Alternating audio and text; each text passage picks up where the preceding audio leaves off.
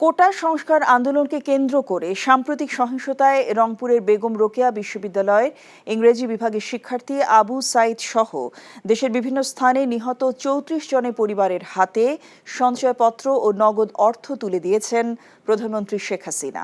সকালে গণভবনে নিহতদের পরিবার প্রধানমন্ত্রীর সাথে সাক্ষাৎ করতে গেলে প্রত্যেক পরিবারের হাতে সঞ্চয়পত্র তুলে দেন তিনি।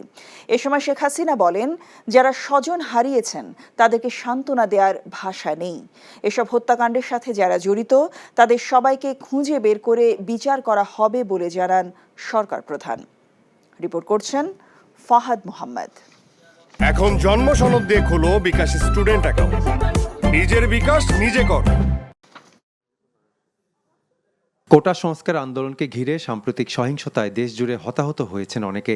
রংপুরের বেগম রোকেয়া বিশ্ববিদ্যালয়ের ইংরেজি বিভাগের শিক্ষার্থী আবু সাইদ সহ দেশের বিভিন্ন স্থানে নিহত এমন ৩৪ জনের পরিবার গণভবনে আসেন প্রধানমন্ত্রী শেখ হাসিনার সাথে সাক্ষাৎ করতে। এ সময় প্রধানমন্ত্রী নিহতদের স্বজনের সঙ্গে কথা বলেন, তাদের খোঁজ খবর নেন।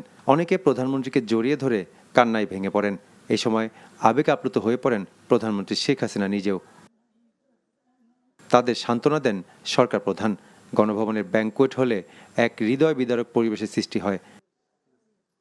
এই সময় প্রধানমন্ত্রী ৩৪ জন পরিবারের সদস্যদের হাতে আর্থিক সহায়তা হিসেবে পারিবারিক সঞ্চয়পত্র এবং নগদ অর্থ তুলে দেন।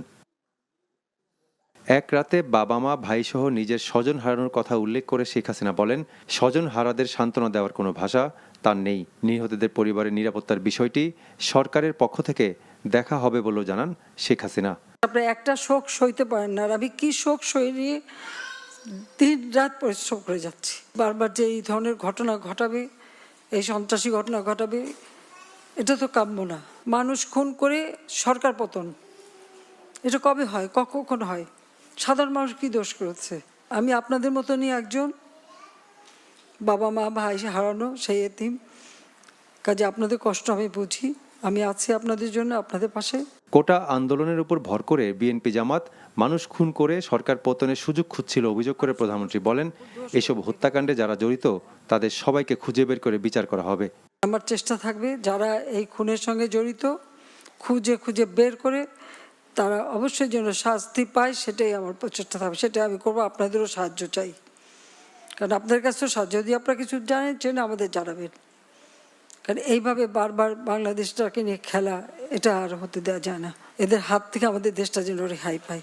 শুধু আমি এইটুকু বলতে পারি যে আমি আপনাদের সাথে আছি, পাশে আছি। নিহত পরিবারের সদস্যদের সব ধরনের সহযোগিতার আশ্বাস দেন প্রধানমন্ত্রী শেখ হাসিনা। আপনাদের চোখের পানি দেখতে হচ্ছে, এটাই সবচেয়ে কষ্ট। Fahad Mohammad, NTV news, Dhaka. এখন জন্ম সনদ দিয়ে খোলো বিকাশ স্টুডেন্ট অ্যাকাউন্ট। নিজের বিকাশ নিজে কর।